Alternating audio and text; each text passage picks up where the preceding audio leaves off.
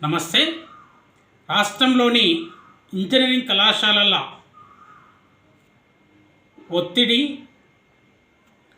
మరియు అరాచకం రోజురోజుకు పెరిగిపోతున్నటువంటి పరిస్థితి నెలకొంది.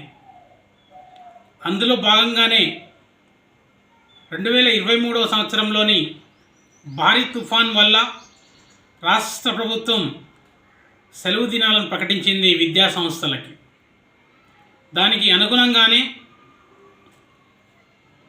అన్ని కళాశాలలు కూడా బంద్లో పాల్గొని విద్యార్థుల అధ్యాపకుల భవిష్యత్తు దృష్టి ఆలోచించి బంద్లో పాల్గొన్నాయి.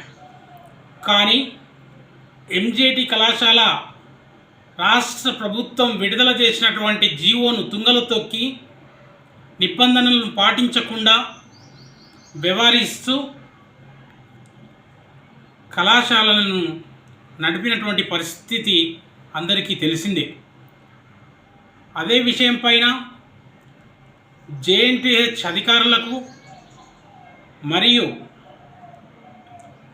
రాష్ట్ర ఉన్నత విద్యాశాఖకు టెక్నికల్ ఎడ్యుకేషన్ కమిషన్కు ఫిర్యాదు చేసినప్పటికీ కూడా ఎలాంటి చర్యలు తీసుకోకుండా ఓన్లీ నోటీసులు ఇచ్చేసి దాటవేసే ధోరణిలో వ్యవహరించారు జేఎన్టీహెచ్ అధికారులు, అదేవిధంగా ఉన్నత విద్యాశాఖ అధికారులు.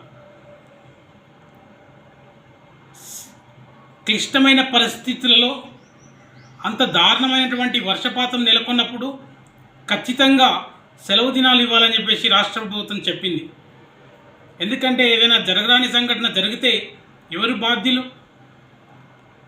మరి అలాంటి పరిస్థితిలో ఉన్నప్పుడు ఖచ్చితంగా జేఎన్టీహెచ్ పరిధిలో ఉంది కాబట్టి చర్య తీసుకోవాల్సినటువంటి అవసరం ఉంది. వారిపైన ఎలాంటి చర్య తీసుకోకుండా ఒక నోటీస్ ఇచ్చి వదిలేశారు. ఈవెన్ మేము ఆర్టీ ద్వారా అడగడం జరిగింది. ఆర్టీలో తెలియజేసింది గదే, వాళ్ళు చెప్పారు వీళ్ళు చేశారు అన్నట్టుగా రాసిచ్చారు అంతే. మేము అది అడుగుతలేం, ఎక్స్ప్లెనేషన్ అడుగుతలేం. కారణం ఏంటి, ఎందుకు చేశారు, సెలవు దినాన్ని, ప్రభుత్వ సెలవు దినాన్ని వర్కింగ్ డే ఎందుకు చేశారు, వారిపైన ఎందుకు చర్యలు తీసుకోవడం లేదు నిబంధనల ప్రకారంగా మేము అడుగుతున్నాం. నోటీస్ ఇచ్చేసి ఎక్స్ప్లెనేషన్ తీసుకున్నంత మాత్రాన పని అయిపోతుందా? ఒకవేళ ఎవరికైనా ఏమన్నా జరిగితే ఎవరు బాధ్యులు అవుతుండే?